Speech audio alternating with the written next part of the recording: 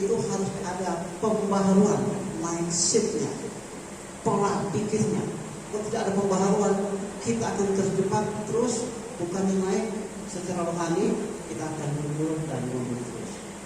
Kalau kita tidak antisipasi, dan ini saudara-saudara bukan kemenangan kita, tetapi kemenangan iblis. Kalau kita tidak bisa antisipasi, mungkin para nabi, semua orang yang penuh dengan penderitaan, tapi apakah mereka melompat kalah? Tidak. Mereka justru kokoh dalam penderitaan. Kalau kita hanya kokoh di dalam kesukaan, tidak teruji. Kalau kita kokoh dalam penderitaan, ini yang luar biasa. Anak Tuhan luar biasa. Nah, sudah kasih, kita perlu ketahui juga bahwa kita ini anak Tuhan, orang kudus. Kita yang akan menghakimi dunia ini, dan kita yang akan menghakimi dunia ini. Jadi jangan kita terbalik, walaupun kita kelihatannya seperti ini, tapi kita yang akan menghakimi dunia. Jadi kebenaran itu adalah kita yang memiliki, kita yang mengetahui, kita anak Tuhan. Coba kita melihat dulu di dalam 1 Korintus ayat 1. Apakah ada seorang di antara kamu yang jika berselisih dengan orang lain berani mencari keadilan pada orang-orang yang tidak benar dan bukan pada orang-orang lurus? Itu dulu. Jadi sudah dikasih, kita bukannya tidak ada masalah, bukannya tidak ada persoalan, banyak persoalan. Tetapi kala kita menghadapi masalah, persoalan, keadilan, kebenaran yang perlu kita dapat itu bukan dari luar, tetapi justru dari dalam. Walaupun kita ada berselisih, ada persoalan, tetapi kita tidak mencari kebenaran, keadilan dari orang duniawi. Mustahil kita dapat keadilan dari orang lain. Itu seperti kita merindukan bulan. Orang yang mencari keadilan, kebenaran dari orang duniawi seperti kita merindukan bulan. Kita memegang bulan, hanya rindu saja, tapi tidak mungkin kita berhasil pegang bulan. Seperti itulah orang yang mencari keadilan, kebenaran kepada orang duniawi. Dan kita bisa menghakimi. Nah, oleh karena itu sudah kasih, jika kita mencari kebenaran yang sebenarnya, yang hakiki, bukan pada orang-orang duniawi, tetapi pada kita di dalam gereja. Kita yang sudah dipulihkan, kita yang sudah dikuduskan, adalah orang yang dapat dipercaya,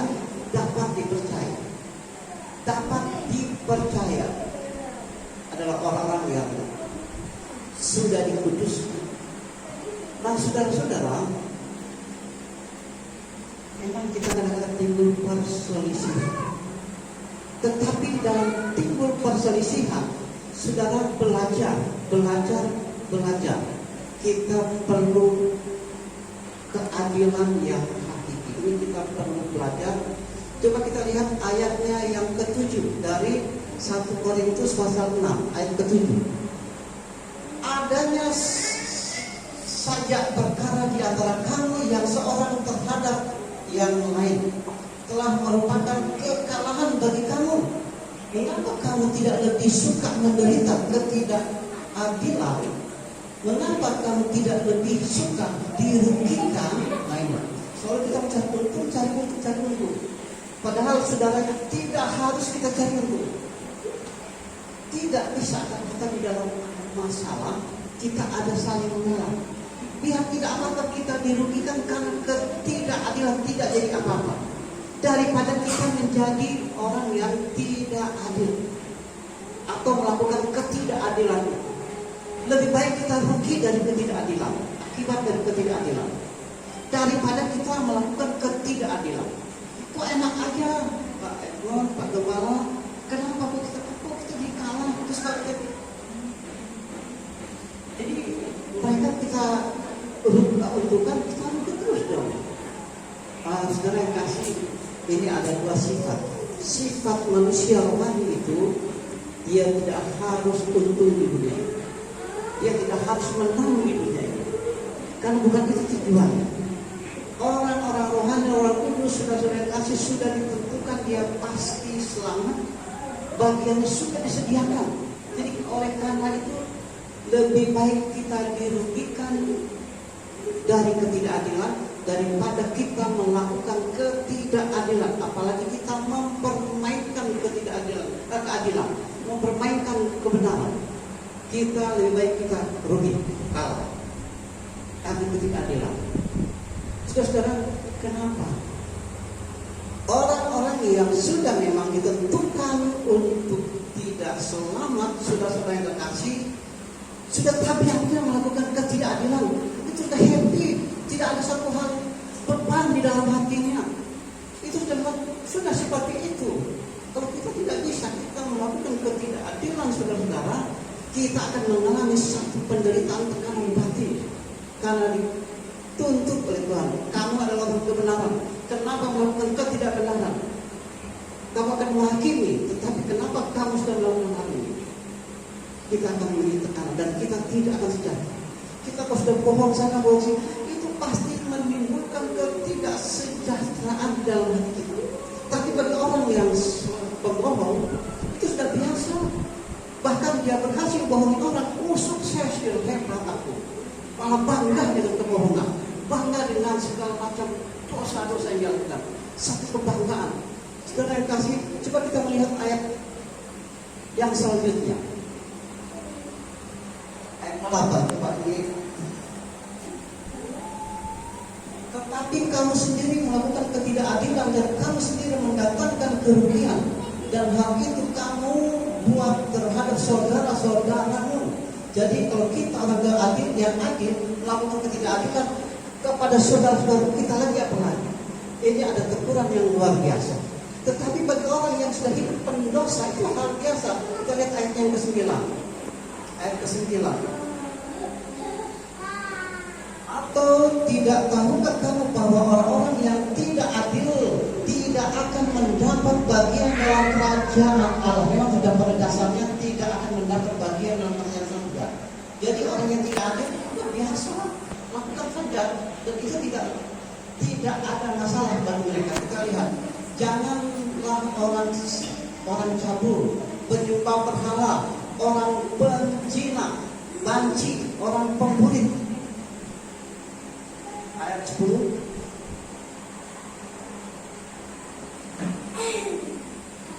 Pencuri, orang kikir, orang pelit, pemabuk, pemfitnah dan penipu tidak akan mendapat bagian dalam kerajaan Allah. Berhasil bohong orang, hebat ya. Pulang kita tersenyum sendiri dengan bangga. Tapi bagi orang yang sudah dikuduskan, yang sudah diselamatkan, ini membuat dia tidak bisa istirahat, membuat dia tidak bisa tidur, saudara-saudara. Jadi ini adalah hal yang sudah biasa bagi orang-orang yang membagiannya, yang tidak akan memiliki mewarisi kerajaan surga. Hal-hal duniawi itu biasa saja. Mencuri, berdusta, mabuk-mabukan, berjudi, itu biasa. Itu bahkan kalau tidak melakukan itu, mereka tidak bisa tidur. Mereka merasa, aduh hidup ini susah banget. Nah, memang sudah terbaik. Tapi kalau bagi kita anak-anak Tuhan, bagi kita anak-anak Tuhan yang sudah diselamatkan, sudah beda. Sudah beda. Sudah yang kasih, supaya kita tidak hidup seperti ini, artinya adalah orang-orang yang hidup betul-betul tidak puas, tidak merasa cukup, tidak merasa hidup ini sudah happy belum, jadi belum merasakan bahagia itu, masih sangat jauh. Nah saudara, milikilah kekayaan yang sesungguhnya. Jadi jangan kita mengejar kekayaan semu, tapi kejarlah kekayaan yang sesungguhnya. Apakah kekayaan yang sesungguhnya? Coba kita akan lihat dalam 1 Timotius pasal 6. Ini kekayaan kekayaan yang sesungguhnya. Coba kita melihat dari 1 Timotius pasal yang 6. Semua orang yang menanggung beban perbudakan hendaknya menganggap mereka layak mendapat segala 1 Timotius 6 ayat 6. 1 Timotius 6 ayat 6. Ini adalah memang ibadah akhirnya sebelum ini dari ayatnya yang ke-5. Coba ayat 5. Timotius 6 ayat 5.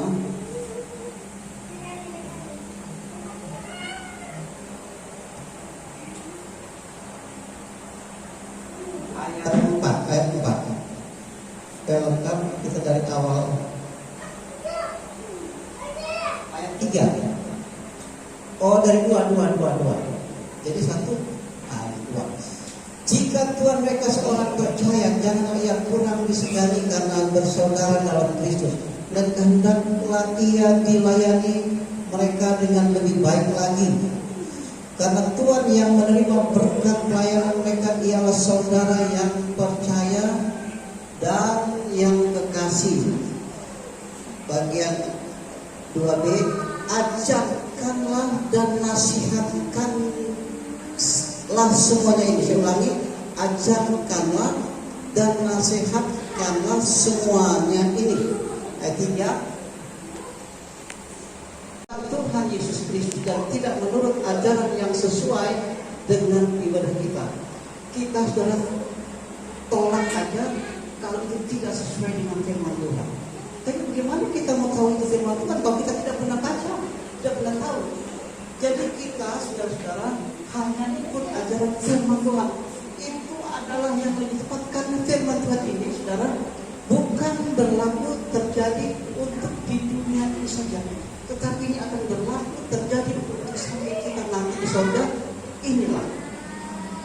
Inilah yang akan berlaku saat ini, besok sampai di Yerusalem baru, di surga kita hidup yang tetap. Ini aturannya, bukan dari peramal, bukan dari orang pintar, bukan dari ajaran-ajaran sesat yang ada di dunia ini, bukan. Nah, saudara, kita lihat ayatnya yang keempat. Bersilat kata yang menyebabkan akibatnya apa? Hanya berdebat akibatnya dengki, cedera, fitnah, curiga. Ya, seorang yang suka debat ujung-ujungnya cuma dengki, cedera, ini saling berantem. Hasil dari perdebatan berantem. Lalu saling fitnah, lu goblok lu, dasar sekolah lu. Lalu curiga, hati-hati dia. Dia orangnya dari ini, orangnya komunis itu. Hati-hati, orangnya dia dari ini, dari itu. Hasil dari sok tahu, depan, suka bersilat-silat, tidak, hasilnya seperti itu. Hasilnya, ya, dengkilah, berantem, lalu saling fitnah, lalu hati-hati, dia dari ini loh, dari itu loh. Dia dari penjaga loh. Siapa kalau kekayaan jangan di dalam gereja. Kekayaan itu tidak ada di dalam gereja. Tetapi ini kita lihat ayatnya yang selanjutnya. Ayatnya yang ke-6. Nah ini, memang ibadah itu kalau disertai rasa cukup memberi keuntungan besar. Kalau ibadah kita bukan dengan rasa cukup, itu akan memberikan keuntungan besar. Keuntungan besar. Saudara, banyak sekali keuntungan yang kita peroleh di dalam ibadah, dalam gereja, jika seperti ini prinsip kita. Memang ibadah itu kalau disertai dengan rasa cukup memberi keuntungan besar, luar biasa. Jadi keuntungannya, saudara, kadang-kadang ibadah itu bukan hanya untuk tubuh aja, tetapi untuk tubuh, jiwa, dan roh kita terpelihara. Karena itu tema kita nanti tahun ini, biarlah tubuh, jiwa, roh kita terpelihara. Kalau kita lakukan ibadah dengan rasa cukup, kita lihat ayatnya yang ke-7. Suatu apa ke dalam dunia dan kita pun tidak dapat membawa apa-apa keluar. Ayat 8, asal ada makanan dan pakaian cukuplah. Ayat 9,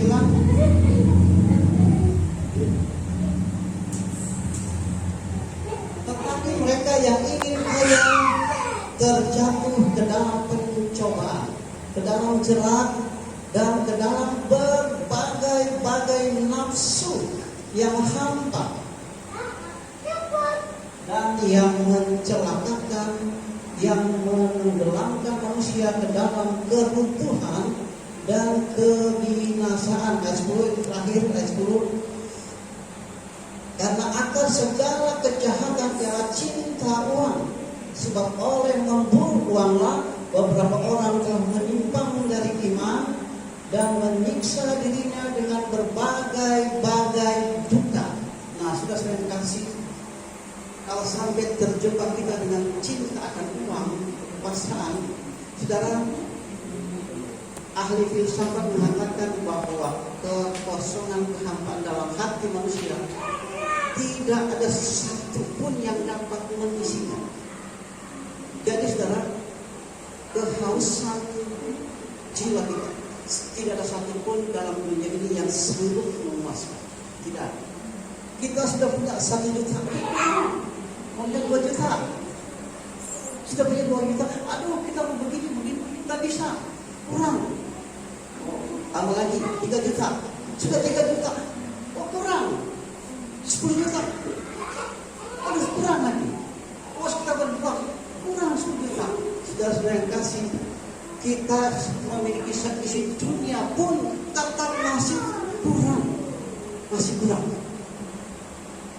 Karena keinginan dalam hati seseorang tidak ada satupun dalam dunia ini yang dapat mengisinya. Tidak ada. Selain kalau kita sudah merasa cukup dengan ibadah, maka itulah satu kekayaan yang luar biasa. Saudara-saudara yang kasih, ada seorang istri. Saya ini saudara pelayanan sudah 40 tahun, mulai dari gereja yang kecil sampai gereja yang besar. Di dalam kita orang-orang kudus, orang-orang percaya, lebih baik kita menderita karena ketidakadilan daripada kita melakukan ketidakadilan itu. Kita akan stres seterusnya.